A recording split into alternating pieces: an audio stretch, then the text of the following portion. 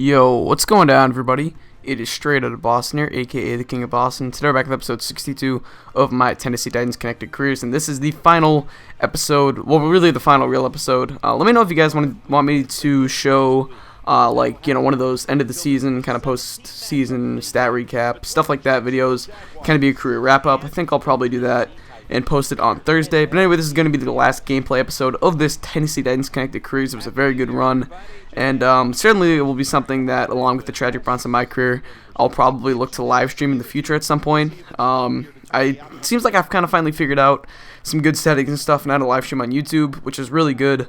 I've been using XSplit, and it's just been working out ever since the new XSplit update. It hasn't been crashing on me, it hasn't been freezing and breaking or anything like that, so it's really just worked out well, and I'm really glad about it because I love live streaming, and even though my quality isn't the best, it's definitely much improved from what it was originally, and it's actually like bearable to watch now. So anyway, we are not getting this game started out on a good notice. Maurice Jones-Drew gets the 74-yard pickup. Now on 3rd and goal from the 3, Skelton drops back. He's going to get sacked by Cameron Wimbley. We're going to force a 4th and goal from the 10-yard line, and their kicker, I believe it's still Josh Scobie, is going to come out and convert this 27-yard field goal. It is up, and it is good. So the Jaguars take an early 3-0 lead. If we do win this game, we will finish 7-9, finish on a pretty good note. 3-1 in our last 4 games, something to ride into next season if we ever do decide to, like I said, live stream this type of thing once in a while. I still sometimes, probably once a month, get kind of a hankering for Madden. So anyway, Chris Johnson now to the outside, cuts back in, goes outside again, and no one is going to catch him. Yes, he's gone into the end zone for the touchdown. The Tennessee Titans take the lead back now 7-3 on the Chris Johnson touchdown right there. He's really returned to form the last few weeks, finally looking healthy, and that's really good to see. So now 1st and 10 from the 44-yard line for the Jacksonville Jaguars. Skelton drops back. He's going to get sacked by Will Witherspoon there, and Skelton's going to be a little bit banged up on the play. He would be all right, but I believe Chad Henne came in for a play or two. I don't know what happened to Blaine Gabbert in this connected career. He might be 3rd string, quite frankly. I'm not really too sure. But anyway, on 3rd and 20 now, Skelton back in the game. This is John Skelton, by the way, the Arizona Cardinal quarterback in real life. He's going to get sacked once again, this time by Dave Ball, the veteran defensive end for the Tennessee Titans.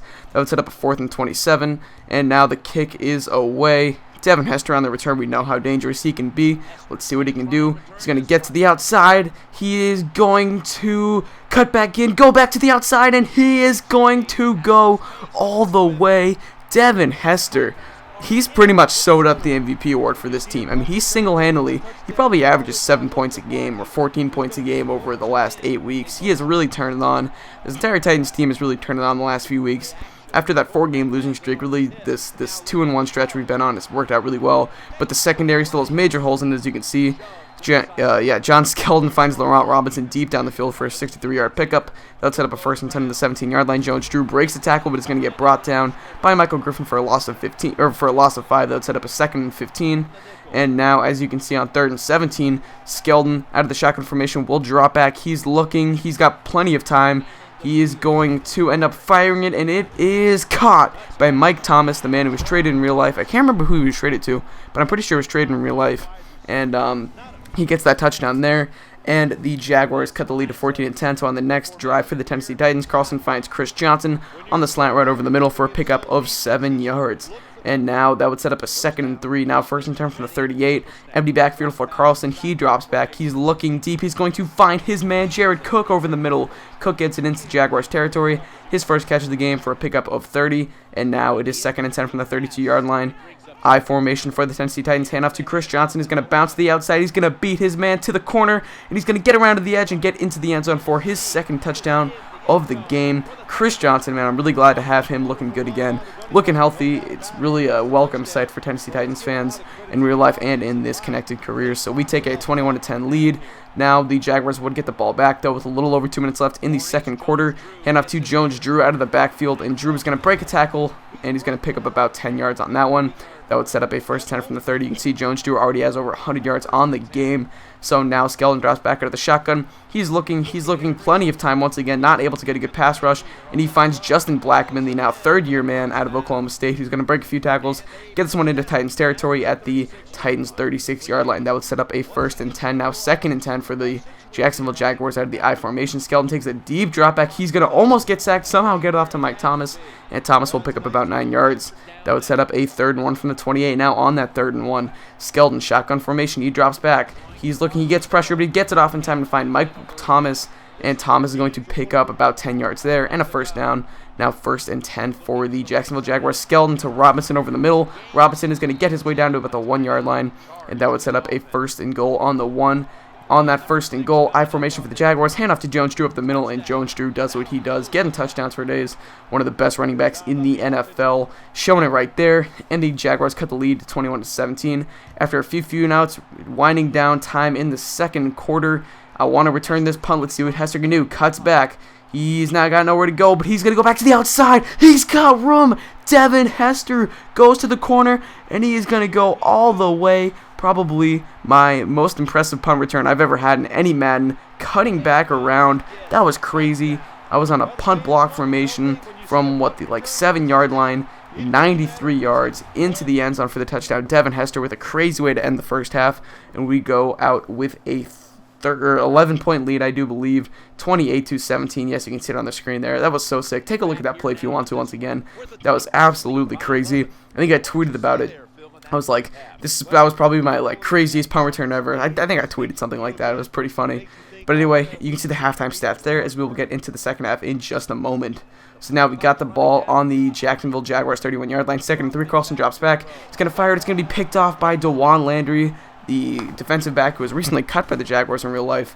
But he's still on the team here, and he gets the interception right there, giving the Jaguars good field position. But now on 3rd and 16, Skeldon drops back. He is going to have plenty of time once again. He fires it deep down the field, and it is caught by Justin Blackmon. Justin Blackmon, drafted as a potential deep threat for this Jacksonville Jaguars offense, showing it right there. And now Jones-Drew on the pitch. He's going to get brought down for a loss of 5. Michael Griffin already has 10 tackles. Griffin. I almost called him Griffith. So he already has 10 tackles on the day. Now 3rd and 16, Skeldon fires it into the end zone, and it is incomplete.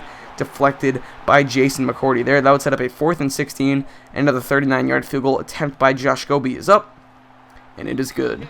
So the Jacksonville Jaguars cut the lead to 8, 28-20 now, and the Titans would end up getting the ball back. 1st and 10 from the 19. Hand off to Chris Johnson to the outside. This is where Johnson really thrives. Tries to cut back in and then go out again. Ends up picking up about 14 yards. He's got 134 on the day. What a game so far by Chris Johnson. Now Carlson drops back into the shotgun. He's going to fire deep. Somehow caught by Kendall Wright, and Wright is gone. His first touchdown in as long as I can remember. I think he actually had one maybe a week or two ago, but other than that, he's had a very quiet season. He's been buried on this depth chart as the 4th wide receiver behind Washington, Britt, and Hester, although I do believe Kenny Britt might be hurt this week after he did, I think, break his hand last week. So anyway, Washington was filling in as the 1, which means Wright gets bumped up to about the 3, in which, he's a pretty good slot receiver in real life. So anyway, Skeldon drops back. He needs to get a score here. We are into the 4th quarter. They're down by 2 possessions. He's executing the offense really well right now. Blackman's got over 100 yards after that. Look at this terrible defense by Jason McCourty. He cuts in after that ball was thrown outside. That was really a lack of awareness. I don't know what that was about, but anyway, Skeldon drops back. He's going to fire it to Justin Blackmon over the middle, and Blackmon picks up about 19 yards there. So 5 catches for 127 yards already for Justin Blackmon. Very impressive day so far. And now Jones-Drew up the middle, or not really up the middle, but sort of up the middle, gets into the end zone for the touchdown, doing his little dance right there, and they cut the lead to 8 on the ensuing kickoff. Who's got 2 touchdowns already today? Devin Hester. What's he going to do right here? He's going to get some blocks, go in, cut back out. No way. He's not going to do it again, is he? Oh, he's going to get brought out at the 38-yard line, but that gives us incredible field position. Devin Hester really having a huge day. Like I said, probably team MVP at this point, which you don't see very often out of a kick return specialist. He does not get too many catches from our passing game, because our passing game's been pretty weak this season. But anyway, Chris Johnson on the handoff picks up the first down there, gets the ball down to the 23-yard line. He's got almost 150 yards on the day. Now 1st and 10 from the 23. I formation on the handoff to Johnson, bounces to the outside. He's going to cut back in, pick up about 8 yards there. That's going to set up a 2nd and 2. On 2nd and 2 from the 15-yard line, I formation once again. Keeping the run game going, trying to wind some clock. Johnson is going to get down to about the 2-yard line there. Very impressive day so far, just trying to run the clock at this point. And we're going to eventually get into the end zone here on this handoff. Johnson's 3rd touchdown of the game. Very impressive day by Chris Johnson. Doing the Chapa City juke once again. His signature touchdown dance. I really like that they included that in this year's game. I know they have the Victor Cruz salsa and stuff. So anyway, last chance for the Jaguars here on 4th and goal. Skelton's going to get sacked there by, I believe, Camry Wimbley. And that's pretty much going to close out this game and close out the season for the Tennessee Titans. So anyway, like I said, I think I'll have that season recap video out next week.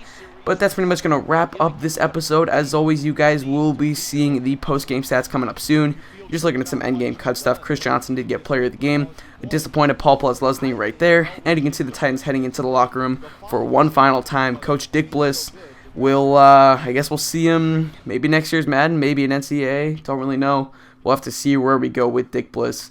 He'll certainly be making a return to the channel at some point, though. We can see the team stats here. We really did beat them in a lot of categories. They had us in a few, but a lot of the main ones we did end up beating them in. John Skelton had a pretty good game. Can't say the same for Pooh Carlson, but we held Skelton in check. He didn't have an explosive game. Chris Johnson, on the other hand, had 183 yards. Incredible game by him. Really great way to close out the season. Blackman had over 100 yards for the Jaguars. Very good game out of him. And you'll see the blocking and defensive stats here in just a moment. So anyway, that is pretty much going to wrap up this episode. 14 tackles by Michael Griffin. Wow. Anyway, it's pretty much going to wrap it up for me. So I thank you guys for watching. Hope you did enjoy. So I'm out. Peace.